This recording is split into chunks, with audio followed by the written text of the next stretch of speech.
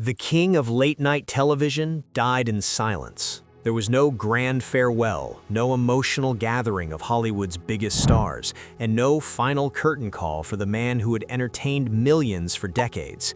When Johnny Carson passed away on January 23, 2005, the world expected something monumental. Instead, they were met with quiet. No funeral, no public memorial, no place for fans to gather and say goodbye. And yes, in that silence, one story refused to disappear. One name kept echoing in conversations long after his death. It wasn't a politician, a fellow host, or even a close family member. It was Joan Rivers, a woman he hadn't spoken to in nearly 20 years, and the one person he could never forgive. Johnny Carson, the legendary host of The Tonight Show, died at Cedars-Sinai Medical Center in Los Angeles at the age of 79. The cause was respiratory failure, after years of battling emphysema. His family released a short statement, confirming his passing and making it clear that there would be no memorial service. His body was cremated, and his ashes were given to his wife, Alexis Moss. For many, the lack of a public farewell felt strange, almost incomplete. But for those who understood Carson, it was exactly how he wanted it.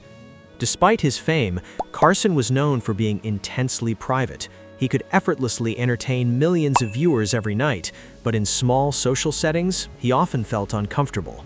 Dick Cavett, a fellow talk show host, once spoke about Carson's difficulty with simple conversations outside the spotlight. His longtime sidekick on The Tonight Show, Ed McMahon, famously said that Johnny was completely at ease in front of millions, but uneasy in front of just a few people. It was a contradiction that defined him.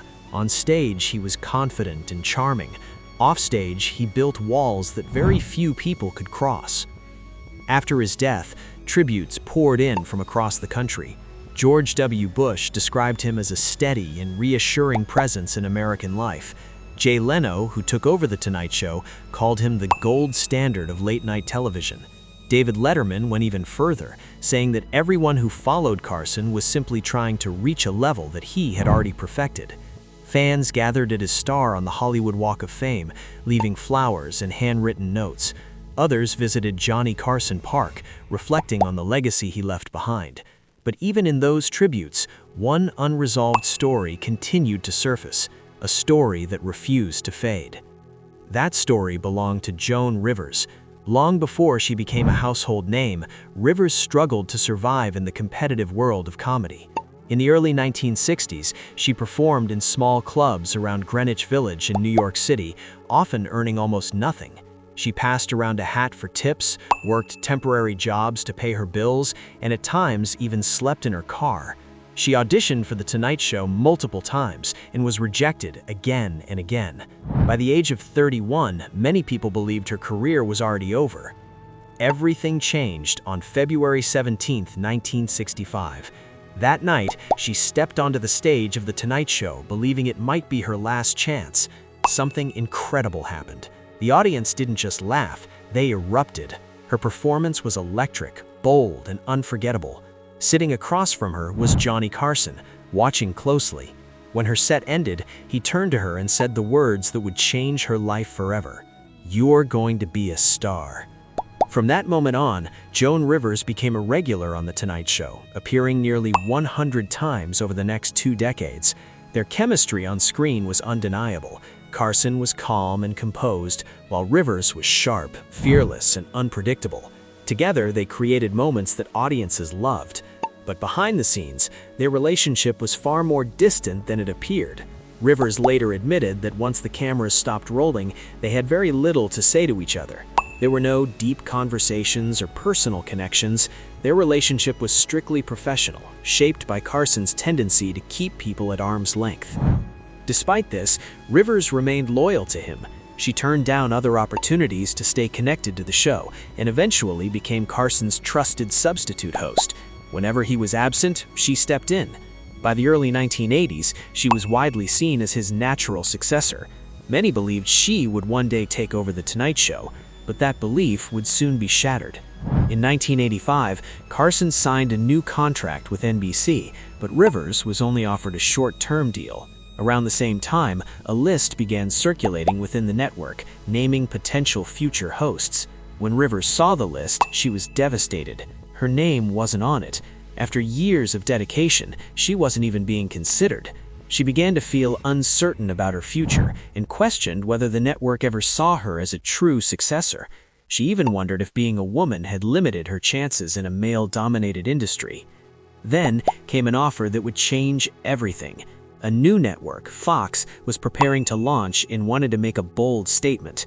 They offered Rivers her own late-night show, The Late Show, starring Joan Rivers, in direct competition with The Tonight Show. The salary was massive, and the opportunity was something she couldn't ignore. But accepting it meant going directly against Johnny Carson, the man who had given her career its start. Her husband and manager, Edgar Rosenberg, advised her not to tell Carson until the deal was finalized. If the deal fell apart, and Carson knew, it could cost her everything. There was also fear that Carson's influence might prevent the deal from happening at all, so she stayed silent. It was a decision that would have lasting consequences. When the news broke, Carson didn't hear it from her. He heard it through the media. That moment destroyed whatever relationship remained between them. According to Joan Rivers, she tried to call him to explain, but he hung up on her, twice. Carson, however, claimed she never called, and that he felt completely blindsided and betrayed. Regardless of which version is true, the result was the same. Carson never forgave her. She was permanently banned from The Tonight Show, and the consequences didn't stop there. Anyone who appeared on her show risked being banned as well. In the entertainment world, this was a serious threat, as Carson's show was still the most powerful platform on television. Most celebrities chose to stay on his side. Without major guests, Rivers' show struggled to compete. Behind the scenes, tensions grew between her husband and the network executives. Within a year, everything fell apart. Fox fired both Rivers and Edgar Rosenberg. Her career suffered a massive blow, but an even greater tragedy was about to follow. Just months later, Edgar Rosenberg took his own life. In a single moment, Rivers lost her husband, her show, and much of her stability. During this devastating time, the man who had once supported her the most, Johnny Carson, said nothing. There was no phone call, no message, no expression of sympathy, only silence. That silence transformed their feud into something much deeper and more painful. It was no longer just a professional conflict, it became a deeply personal wound that never healed. Years passed, and Carson retired from The Tonight Show in 1992, stepping away from the public eye. He rarely spoke about anything, especially the feud. Meanwhile, Rivers continued to tell the story in interviews and performances, as his side remained forever silent. When Carson died in 2005, the absence of a funeral left a void, and into that void came the story of their broken relationship. Her reaction to his death was complex. She spoke honestly about her pain, sometimes criticizing him, while also acknowledging his brilliance and unmatched talent. She admitted that no one could compare to him, even after everything that had happened.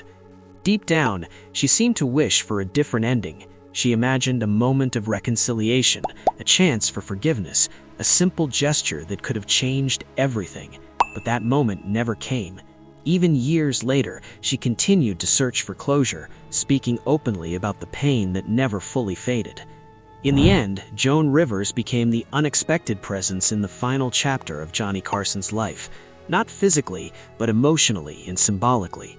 Because while Carson got the quiet exit he always wanted, the silence he left behind was filled with the story he never resolved. It wasn't just the story of success or fame, it was the story of a friendship that began with a promise and ended in silence. A relationship that started with the words, "You're going to be a star," and ended with a phone call that was never returned.